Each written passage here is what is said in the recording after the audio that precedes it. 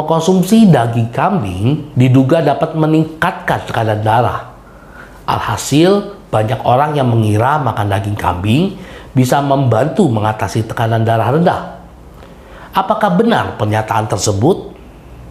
Bagaimana pandangan dan fakta secara medis?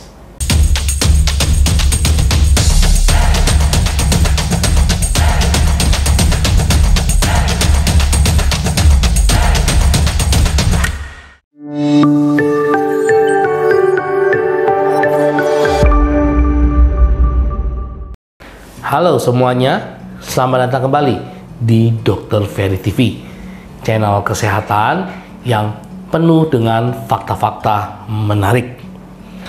Mengkonsumsi daging kambing diduga dapat meningkatkan tekanan darah.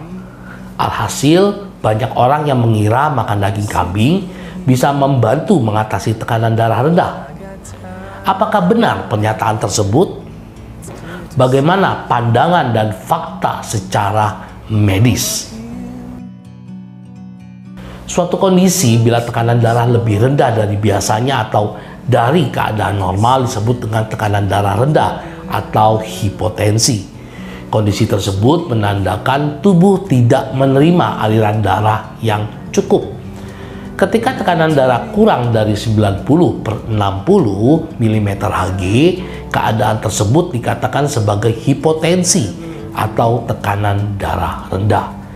Tanda-tanda atau gejala hipotensi yang paling khas adalah sakit kepala, pusing, dan bahkan bisa menyebabkan pingsan. Konsumsi daging kambing dianggap orang berhubungan dengan peningkatan tekanan darah. Akibatnya, mereka yang menderita hipotensi mengkonsumsi daging kambing untuk meningkatkan tekanan darahnya. Lantas, mungkinkah konsumsi daging kambing bisa meningkatkan tekanan darah? Belum ada bukti ilmiah yang mendukung klaim bahwa konsumsi daging kambing dapat meningkatkan tekanan darah.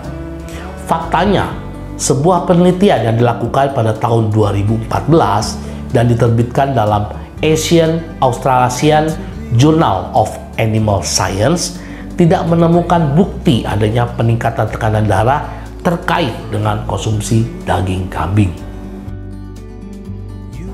Kandungan lemak jenuh dapat meningkat pada daging kambing yang diolah dengan cara digoreng atau dipanggang dengan minyak yang berlebih. Pada akhirnya, mengkonsumsi lemak tidak sehat dapat menyebabkan penumpukan lemak di arteri. Resiko hipertensi atau tekanan darah tinggi meningkat karena hal tersebut. Apakah daging kambing aman dikonsumsi bagi penderita tekanan darah rendah? Daging kambing boleh dikonsumsi oleh penderita hipotensi atau tekanan darah rendah. Namun, perlu diingat bahwa ini tidak dimaksudkan sebagai pengobatan untuk mengatasi hipotensi atau tekanan darah rendah. Sumber vitamin B12 atau kobalamin yang baik adalah daging kambing.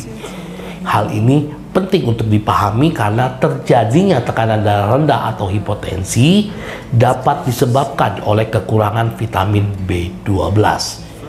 Ketika asupan vitamin B12 rendah, tubuh akan membuat lebih sedikit sel darah merah, sehingga resiko teman-teman terkena anemia bisa meningkat. Sebuah studi kasus tahun 2019 yang diterbitkan dalam BMJ Case Report menemukan hubungan antara anemia, hipotensi, dan kekurangan vitamin B12. Pemberian suplemen vitamin B12 kepada individu yang kekurangan nutrisi ini telah terbukti dapat meringankan gejala seperti hipotensi atau tekanan darah rendah. Manfaat daging kambing untuk kesehatan berikut ini tersedia bagi penderita hipotensi, meskipun tidak mengobati tekanan darah rendah. Daging kambing memiliki lebih sedikit lemak jenuh dibandingkan daging merah lainnya, seperti daging sapi atau domba. Hal ini membantu mengurangi resiko obesitas. Mengontrol tekanan darah dan kolesterol agar terhindar dari resiko penyakit jantung. Menjaga tulang tetap sehat dan melindungi terhadap kondisi seperti osteoporosis. Menopang dan meningkatkan pertumbuhan otot. Jadi, jika teman-teman ingin konsumsi daging kambing, teman-teman harus memilih daging kambing tanpa lemak untuk mendapatkan manfaatnya untuk darah rendah atau hipotensi. Merebus atau mengukus daging kambing merupakan cara yang dianjurkan oleh para ahli untuk meningkatkan rasanya. Tambahkan bumbu atau rempah-rempah. Hindari memanggang dan menggoreng. Jika memang tidak bisa, teman-teman perlu mengolahnya dengan sedikit mentega atau minyak goreng. Selain itu, penting bagi teman-teman untuk mengikuti petunjuk dokter dalam mengelola tekanan darah rendah. Demikian informasi yang bisa saya sampaikan mengenai beberapa pertanyaan mengenai daging kambing dapat mengatasi tekanan darah rendah atau hipotensi. Saya berharap dengan menonton video ini, teman-teman mendapatkan jawaban yang pasti. Dukung terus channel ini, Dr. Ferry TV, agar channel ini bisa cepat berkembang, channel ini bisa tetap terus eksis, memberikan edukasi yang baik, memberikan informasi yang baik, terutama dalam bidang kesehatan dan kedokteran. Jangan lupa juga setelah menonton video ini, berikan tanda like, subscribe, bunyikan lonceng notifikasinya, dan share sebanyak-banyaknya. Jumpa lagi di video-video berikutnya bersama saya, Dr. Ferry Juliawan. Tetap semangat, salam sehat.